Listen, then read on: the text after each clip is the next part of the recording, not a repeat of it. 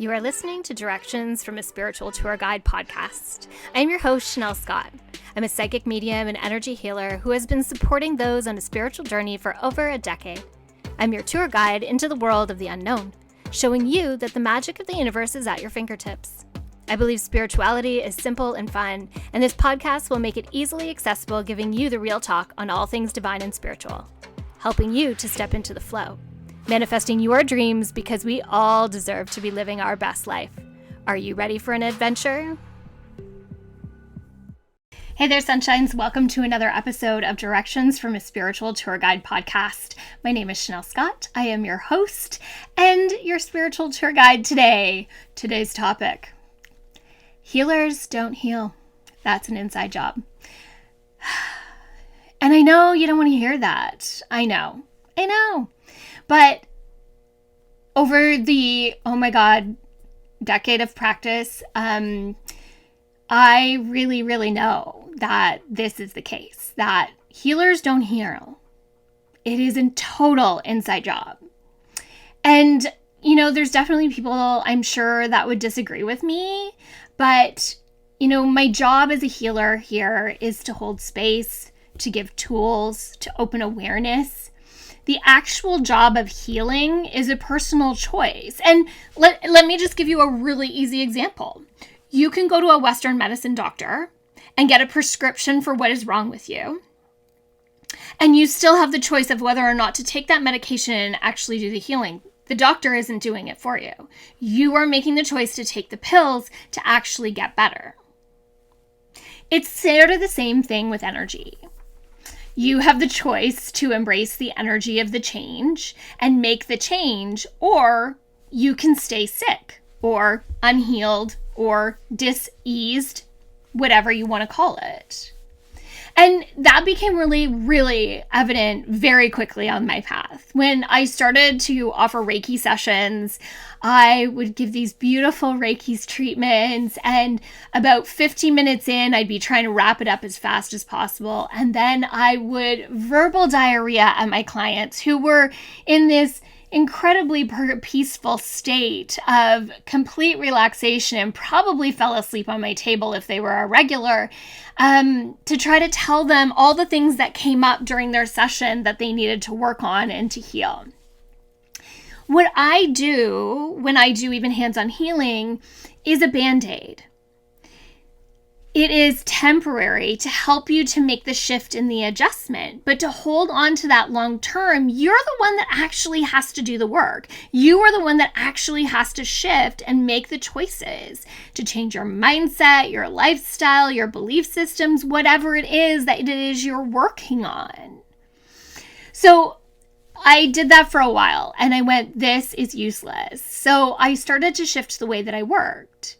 Yes, I allowed for time for people to be in complete relaxation and just enjoy the energy, but I also made sure to talk to people throughout the process to be able to tell them what was coming up, what I was being shown and what was being shared, so that they could understand what was happening, what we were clearing, what we were moving, what we were shifting, what they needed to have in their awareness to continue to hold this feeling of relaxation and ease in the body.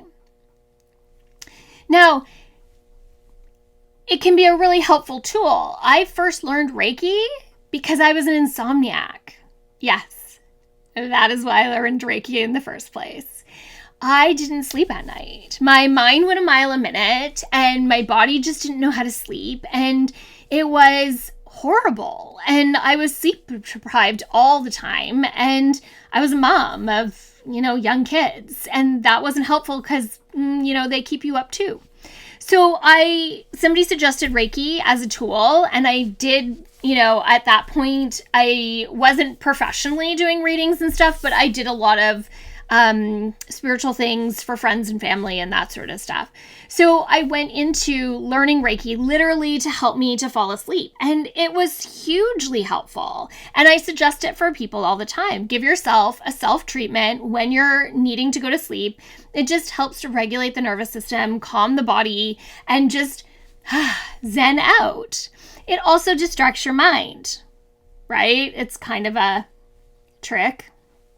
Because we're focused on sending healing energy to our body, our mind isn't going in a million miles. And don't get me wrong, when I first started to give myself Reiki treatments to go to sleep, sometimes I'd have to go through all my hand positions 2, sometimes 3 times.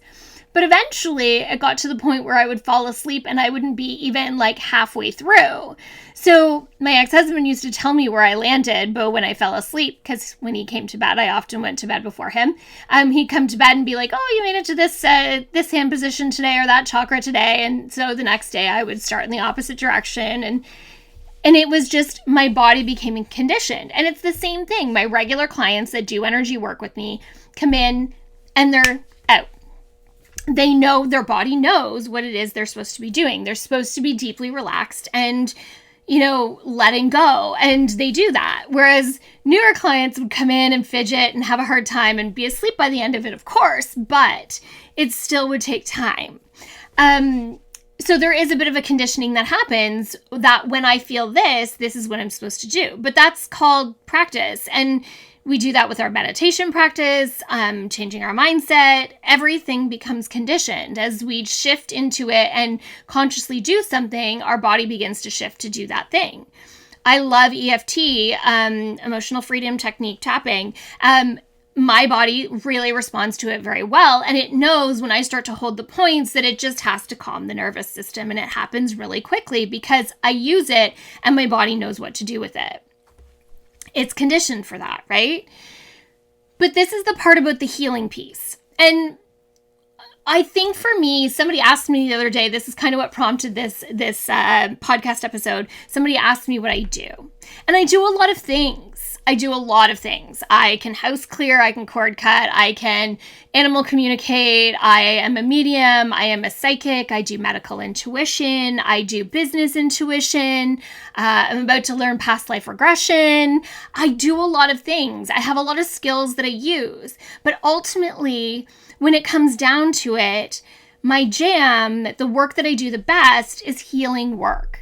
And yes, mediumship is healing, and animal communication often is about helping an animal with a healing situation, whether that's a physical pain that they were having or a behavior that they're dealing with.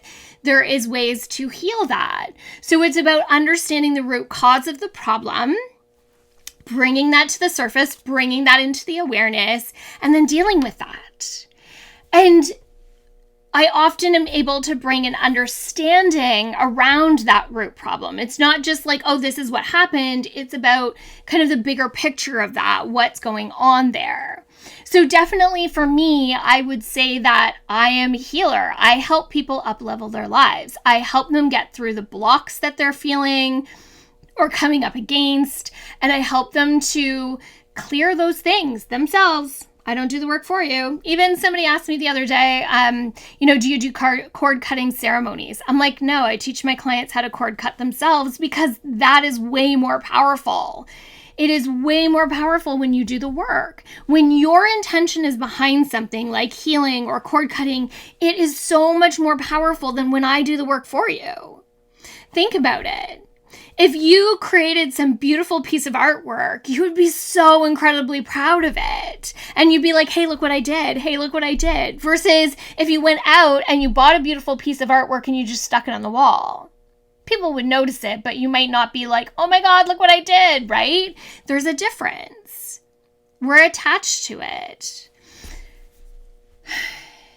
And that opens a whole nother can of worms, attached, detached, right? Because we don't want to be attached to the outcome too much, but at the same time, we are attached to something.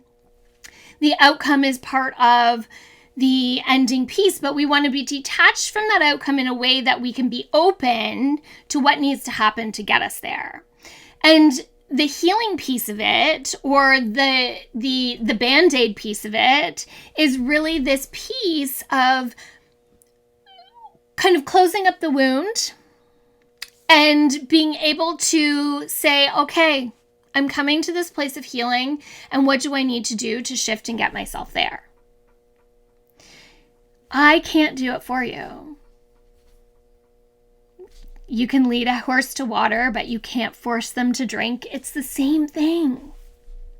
I can help you get there. Don't get me wrong. I love it. I absolutely love it. I definitely do a happy dance for my clients when they get to that place that they want to be.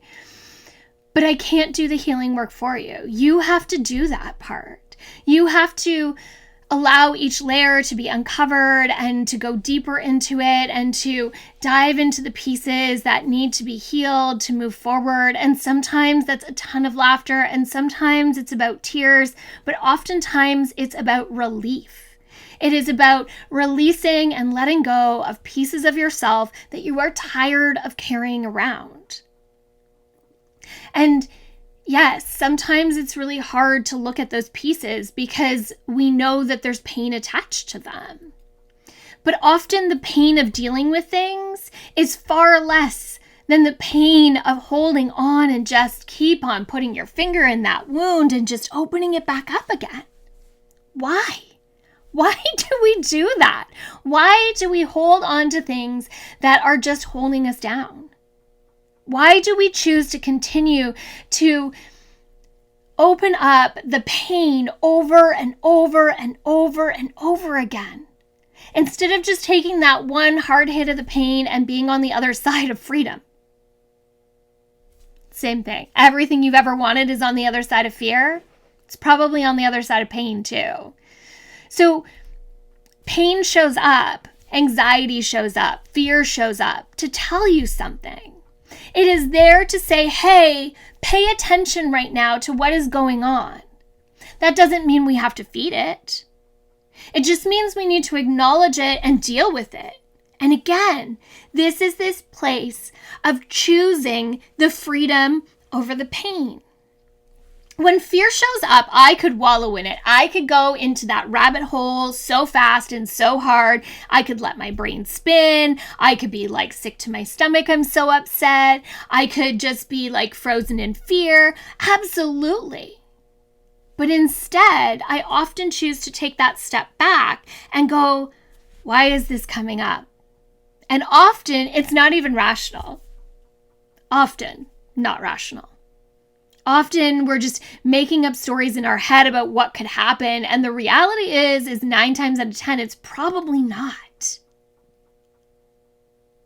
And again, it's that place of if we stop and actually have tools to stop and be able to witness and understand why it's there, it's telling us something and it's moving us in a different direction. It's saying, hey, don't go that way. Or if you're going to proceed, please proceed with caution. Why is it coming up? It is often deeper things that are coming to the surface. I don't like going out to restaurants. There's too many people. My anxiety gets all, ooh. When the reality is maybe we're afraid of judgment and we think that everybody in that room is staring at us eating. But the reality is they're probably just enjoying their meals and don't really care. It's the same thing when I'm a yoga teacher, for those of you who don't know. When I have students come into a yoga class and they're like, oh, I want to be in the back row. And it's like, can I just remind you that nobody cares you're here but me? I'm going to look at you to make sure you're being safe, but I'm not judging you in any way. I don't care how deep your practice is. I just care that you're being safe on your mat. That's it. I want you to be here and enjoy yourself. Nobody cares what you're wearing, what color your leggings are. No. They might care if you stink, but that's about it. We get caught up in so much stuff, and it holds us down and it holds us back. And coming to a healer is an opportunity to kind of see those things.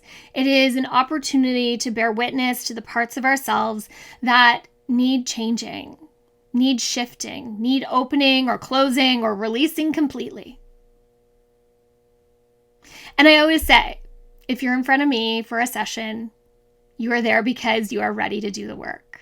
And some people don't think they are, but I like to remind them that they are. And I like to show people their superpowers because that is way more empowering than showing them mine. I will hold your hand and tell you that it's going to be okay. And I will support you on a journey of moving into a whole new mindset and into a life that you've dreamed of. I will teach you about getting into the flow and listening to your intuition. And I will gently share with you the places that you're getting stuck and why.